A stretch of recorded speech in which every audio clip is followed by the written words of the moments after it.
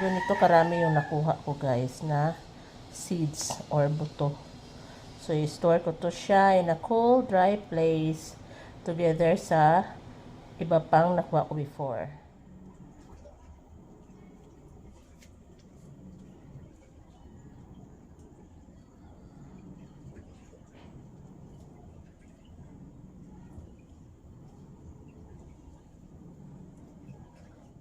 Ano nangaon man mo ana brownie, lucky. Nangain sila ng damo guys. Siguro na masakit na sa masakit yung kanilang tiyan. 'Di ba yan ang kasabihan pag nangangain ng damo yung aso, masakit daw ang tiyan. Actually yung brown na aso di yan amin. Kaso nasa silid na ng or pumapasok talaga sa bahay namin. Siguro inaasawa na yan ni Manny. Pero ewan ko if babae ba yan or lalaki na aso.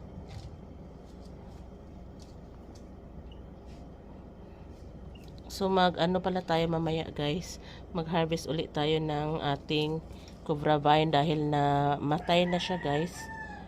Pero may mga tumutubo naman na iba. Ayan.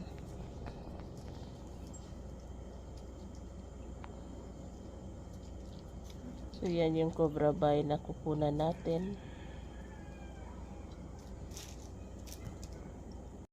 So ito yung cobra vine namin na namatay na talaga.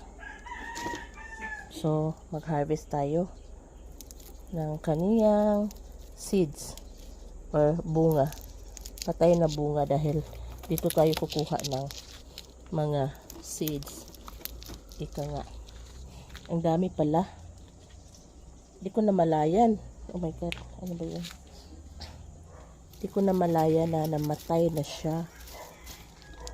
Pero marami pa din tumutubo guys.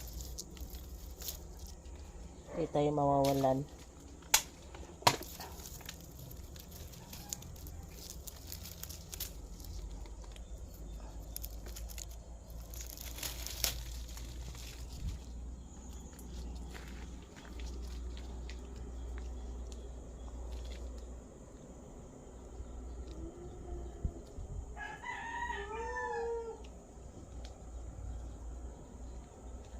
Ito na yung sili namin.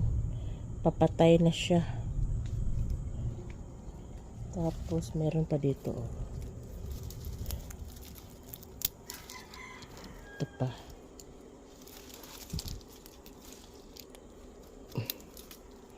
Yung apple ko tingnan nyo. Naglumpasay na. Gusto ko nang mawala na tong sili para maayos ko yung apple namin.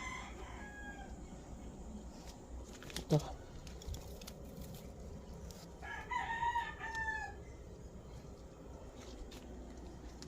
Ang dami pa pala dito.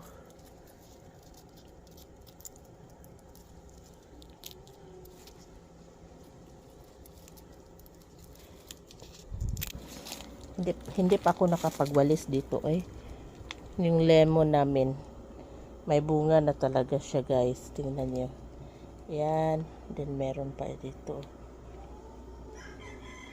so marami. Lagyan ko to ng harang para hindi siya matumba.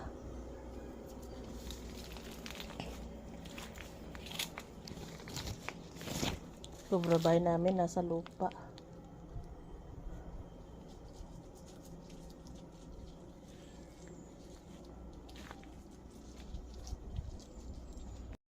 So ito yung nakuha natin na cobra vine. Dried na siya. So ready na tong kuhanan natin ng buto. So, ganito karami yung nakuha ko guys na seeds or buto.